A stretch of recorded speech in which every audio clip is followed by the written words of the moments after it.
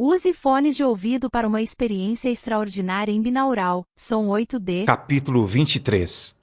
Amor, essa coisa não foi feita para Clara. Não há problema em se perder. Só há problema em esquecer o caminho que te levou até ali.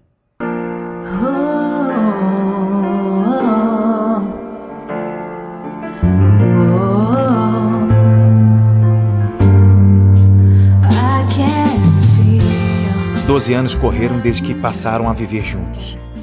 Já não sentiam o mesmo ardor. Perderam alguns interesses em comum e suas opiniões divergiam com frequência. Principalmente em relação aos filhos de Maria Clara. William mostrou-se obsessivo em relação ao que Sofia podia ou não fazer. Quanto ao Bruno, se portava às vezes como se o rapaz fosse alguém completamente insignificante. Demonstrava sua impaciência sem receios de magoá-lo. Clara amara a parceria que tinham estabelecido até ali. A cumplicidade e a amizade vinham sendo elos importantes na relação. Ele sabia que não precisava pagar as contas dela, embora colaborasse. Ela, por seu lado, conhecia a força que possuía. Caíra e se levantara. Muitas vezes, despencava já de pé. Tudo que ela queria era um homem que a amasse. Lamentava. Tristemente, a relação passou a revelar desgastes irreparáveis. Se antes o comportamento dele era de marido atencioso e afetivo, passou a viver com ares distantes. Uma mente que vagueia é uma mente infeliz. Este é o resultado de um estudo realizado pela Universidade de Harvard em 2010. Maria Clara pensava no artigo que leu em uma revista todas as vezes que o via se isolando em casa. Foi por isso que ela estranhou quando ele apresentou um pacote de viagens para o Maranhão, que incluía toda a família. Em muitos anos juntos, ele em tempo algum cogitou passar o carnaval fora da boa terra. Sair no tradicional bloco das muquiranas era para ele quase uma religião. Todos os anos saía com seus amigos neste bloco masculino, onde todos saem travestidos de mulher. Abrir mão desse hábito parecia algo estranho para quem o conhecia. Bruno foi taxativo ao afirmar que não iria. Argumentava que deveria ter sido consultado antes da compra do pacote que o incluía, ao passo que Sofia perguntou se podia levar uma amiga no lugar do irmão. Inicialmente, a ideia de ter uma cidadã estranha entre eles não agradou o patrocinador da viagem. Depois, aquietou-se resignado. Foram os 4, Sofia e sua amiga, Clara e William. Ali ficou evidente todo o desgaste no relacionamento. Nunca haviam feito viagem tão tumultuada. Sofia e o padrasto se desentenderam sem revelarem o motivo. Triste, Maria Clara não via a hora de retornar para casa. Sofia vivia uma nova fase em sua vida. A depressão estava controlada. Seu namoro ia muito bem a caminho para o casamento. Um ano antes, Clara percebeu que o casamento começava a naufragar de maneira rápida. Tentou imaginar uma forma de evitar que isso ocorresse, ou encontrar uma maneira de sair bem dele enquanto fosse tempo. Seria encontrar um caminho para os dois ou pegar seu bote salva-vidas antes que o naufrágio se consumasse por completo. Essas perspectivas foram por ela trabalhadas junto à psicóloga. Quando a profissional apontou a alternativa da separação como iminente, Clara apenas balançou os ombros, respondendo: "Que seja, já não me importo." Dias depois de voltarem da malfadada viagem, Maria Clara, ao chegar do trabalho, encontrou Sofia de malas prontas, discutindo com William. Pronta para ir embora, Sofia olhou a fisionomia perplexa da mãe e anunciou: "Estou indo embora. Essa casa não tem mais lugar para mim." Sem nenhuma hesitação, Maria Clara sentenciou: "Para você, sempre haverá. Para o William, a porta é a serventia da casa." A noite chegou encontrando uma aparente calmaria no ar. Por dentro, cada integrante da família remoía os instantes finais daquela tarde. Amuada no quarto, remexendo as gavetas para passar o tempo, Clara percebeu que diários e algumas caixas onde guardava cartas íntimas haviam sido bisbilhotadas. Perceber que a situação chegara ao extremo da escrota violação de privacidade fez crescer sua raiva. Quando se preparava para deitar, William entrou no quarto. "Nem pense em entrar. Você não é mais meu marido. Vai dormir na sala!" ordenou Clara sumariamente. Eu estava encarnando a função de pai. "Que não lhe cabe." Confrontou, sem deixar a conversa render. Não podemos terminar deste modo. Ela fingiu não ouvir. não pretendia cair na emboscada dele. Nada de armadilhas por hoje, conjecturou encerrando o assunto. Ajustou o ar-condicionado para o mínimo e foi dormir enrolada em cobertores. Precisava de algo que abafasse o pranto naquela noite. No dia seguinte, acordou aparentando mais altivez do que jamais tentou demonstrar. Sentia-se um pierrot por dentro e um alerquim por fora. Sangrando internamente, mas ostentando um sorriso nos lábios. Tomou um banho demorado e arrumou-se com esmero. Tinha sessão marcada com a terapeuta. Algo bastante providencial para aquele momento. O William, bem arrumado, aguardava na sala.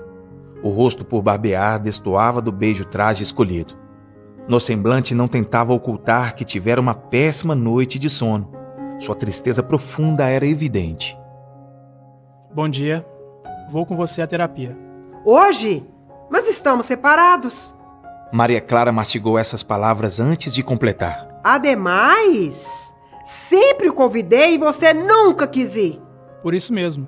Curiosa por saber onde ele queria chegar, ela assentiu com um aceno de cabeça. Tudo bem, você é quem sabe.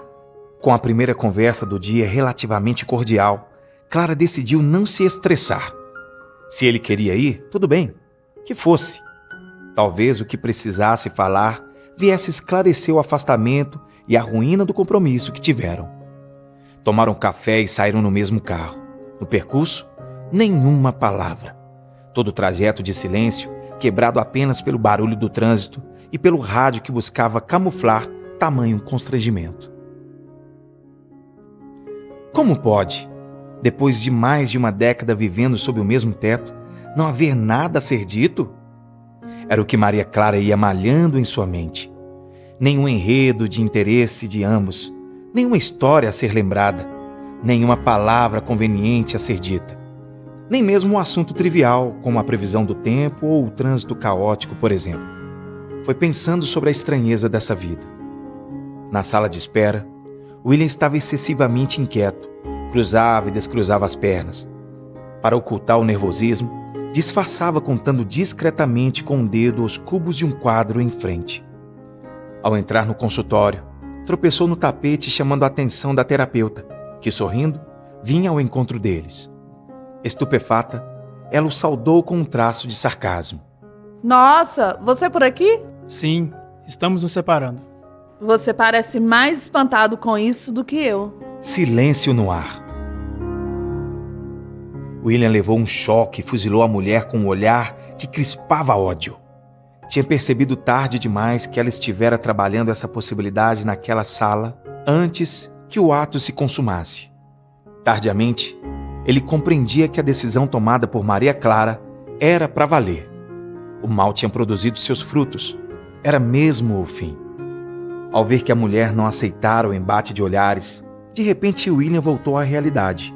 Retomou as forças, falando sem parar, esperando com isso que o duelo se realizasse no campo das palavras. Artilharia pesada contra Clara e os filhos mimados. Filhos mimados.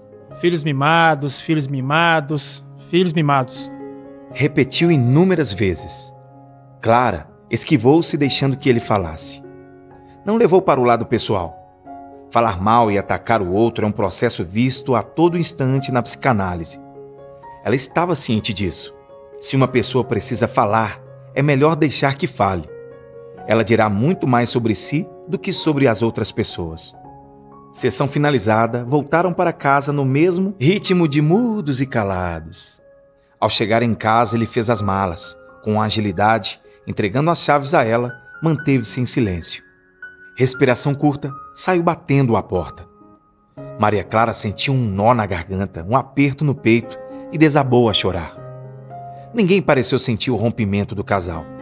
Algumas das irmãs de William nunca aprovaram a relação. O motivo nunca esteve claro até o fim do relacionamento. Com a separação, correu um zum sobre a diferença de idade entre eles incomodar a família de William. Para os filhos de Clara foi um alívio por motivos óbvios. Bruno tinha motivações diversas. Achava-se à margem das atenções de William, ciúmes da mãe e a própria enfermidade contribuía para o distanciamento social. Quanto a Sofia, guardava para si outros motivos e razões para não sofrer e até desejar o afastamento do padrasto. Dizem que a vida das pessoas muda a cada 7 anos. A sina cíclica da vida de Maria Clara parecia corresponder a um período de 12 anos. Essa coincidência parece bobagem, e certamente o é, mas coincidências também têm algo a dizer. Desta maneira, chegou ao fim o segundo casamento de Maria Clara. Exatamente 12 anos, igualmente ao seu primeiro. Lavou o rosto, secou devagar. Era hora de virar a página e dar início a um novo capítulo em sua vida. Algum tempo depois do episódio da separação, Maria Clara teve ciência do porquê das desavenças entre Sofia e William. Ele estava assediando sua filha. Naquela tarde que arrumara suas malas, acuada pela situação e cansada de carregar em seus ombros o peso do assédio sofrido, finalmente explodira. Agora abrira o jogo com a mãe. Clara compreendeu naquele instante que a viagem em família não passava de uma manobra orquestrada com o intuito de seduzir a garota longe de casa. Maria Clara amargava a nova decepção. Participou sem perceber de um plano calculista e sórdido, com requintes de babaquice, de seu ex-companheiro contra a própria filha. Ela reviveu o ódio já sentido, agora de forma ainda mais intensa, quase mortal. Questionava para si, será que ele conseguirá viver com suas lembranças? Será que em algum momento pesou a moralidade do ato e não temeu ser descoberto? Algo dessa grandeza não passaria desapercebido por todo sempre. É bem provável que para alguns sujeitos, atitudes como essas não tragam mesmo problemas de consciência. De futuro incerto, quanto aos seus sentimentos e à vida amorosa, Maria Clara voltava a estar sozinha e sujeita aos jogos do bem e do mal. Projeto Eu Conheço Sua Alma. Prefeitura Municipal de Betim. Lei Paulo Gustavo. Ministério da Cultura. Governo Federal Brasil. União e Reconstrução.